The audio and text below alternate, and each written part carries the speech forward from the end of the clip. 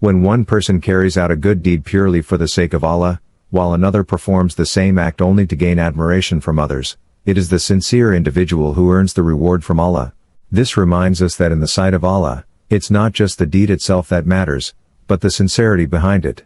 On the Day of Judgment, every action of every soul will be brought forth and weighed. It will not be a day of assumptions or appearances.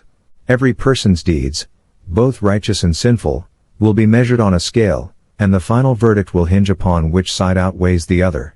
The Prophet Muhammad, peace and blessings be upon him, taught us, a person will be judged based on their deeds. If their good deeds are heavier, they will enter paradise. But if their bad deeds outweigh the good, then hell will be their destination. Sahih Bukhari. This teaching reflects the immense importance of living a righteous life, doing good, avoiding sin, and acting with sincerity. The scale will not just reflect quantity, it will reflect the weight and depth of the action, the intention behind it, and its significance in the eyes of the Almighty. On that day, every soul will be handed a record of their deeds. This record will be presented in one of two ways, into the right hand or the left. Those who receive their record in their right hand will be the ones who succeed. They will be granted entry into Jannah. The Quran beautifully captures this moment.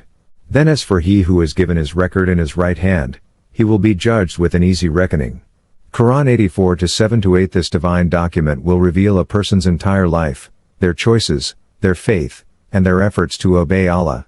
It will speak not only of their actions, but also of the state of their heart. As for those who receive their record in their left hand, their fate will be devastating. Allah describes this tragic moment in the Quran. But as for the one who is given his record in his left hand, he will say, "Oh, I wish I had not been given my record." Quran 69:25. Such verses bring to light the heavy consequences of a life lived in disregard of Allah's commands and mercy. They remind us that the Day of Judgment is not merely a symbolic idea, it is a reality, and it will determine our eternal outcome. However, even amidst the intense accountability of that day, we are not left without hope. Allah, the most forgiving, the most merciful, Al-Ghaffar, whose mercy encompasses all things, offers the opportunity for forgiveness. Those who repent with sincerity and turn back to Him will find Him ready to forgive. The Quran affirms this merciful nature. Indeed, Allah is the most merciful of those who show mercy. Quran 12:64. Allah's justice is precise, but so is His mercy. On the Day of Judgment, He will forgive those who lived with humility and repentance. This divine balance between justice and mercy is at the heart of our faith. It encourages us to strive for righteousness while knowing that our Lord is compassionate, always ready to forgive when we falter and return to Him with a remorseful heart. The Day of Judgment is not solely about individual responsibility, it is also the day when collective injustices will be addressed. Allah's justice will reach those who have oppressed others, who spread corruption, or who have violated the rights of others. On that day, those who caused harm will not escape justice. Their power, wealth, or influence in the world will not shield them from accountability. Allah warns us, "Do not think those who rejoice in what they have done and love to be praised for what they did not do are safe from punishment. For them is a painful punishment." Quran 3-188. This verse stands as a powerful warning to those who exploit others, seek false praise, or thrive on injustice. The systems of oppression that may seem to prevail in this world will crumble before the divine scale of justice.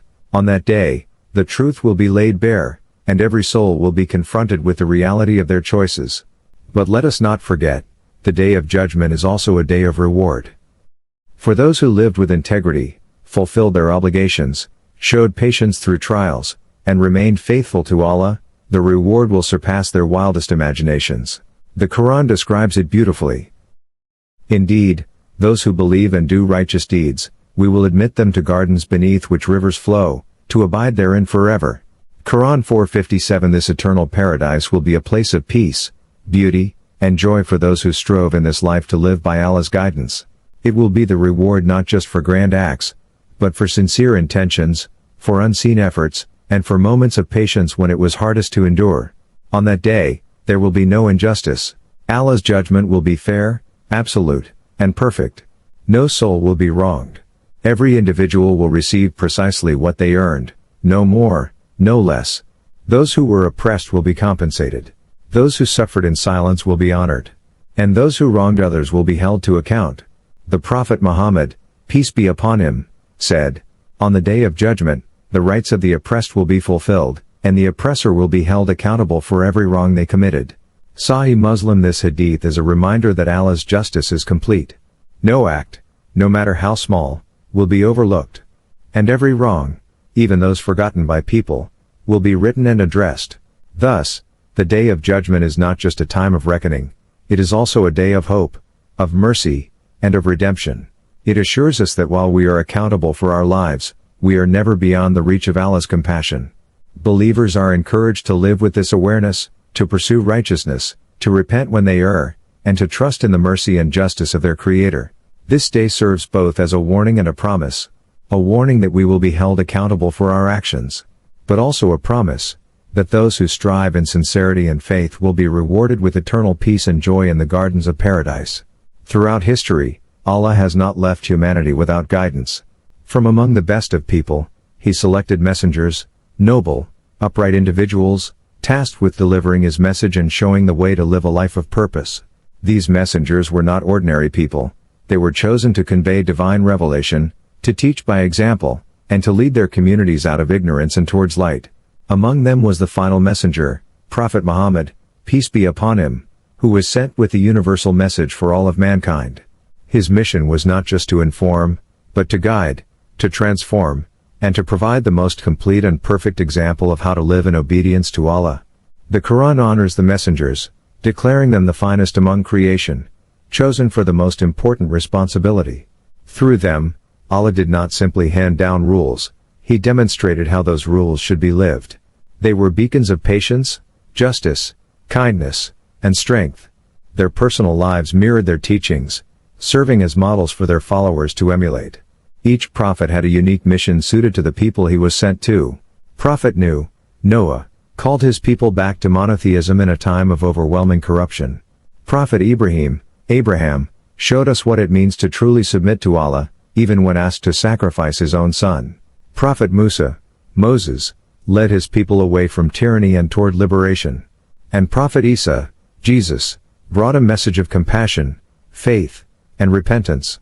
Then came the seal of all prophets, Muhammad, peace be upon him. His message was final and for all of humanity. The Quran refers to him as, "And we have not sent you, O Muhammad, except as a mercy to the worlds." Quran 21-107. Through his actions, his speech, his patience, and his dealings, he exemplified the very essence of the Quran.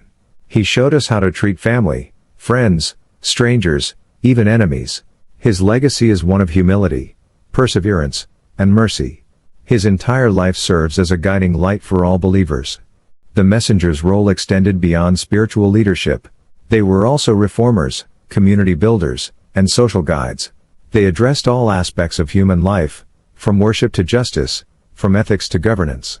They built societies rooted in compassion, balance, and divine values. Prophet Muhammad, peace be upon him, established systems of charity, justice, and moral accountability that still resonate today. The messengers reminded humanity of the fleeting nature of this world and the reality of the hereafter. They called us to prepare for that final reckoning, where Allah alone will judge us.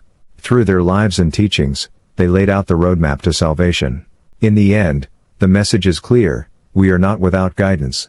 We are not without hope. The day of judgment is real, and Allah's justice and mercy will reign supreme.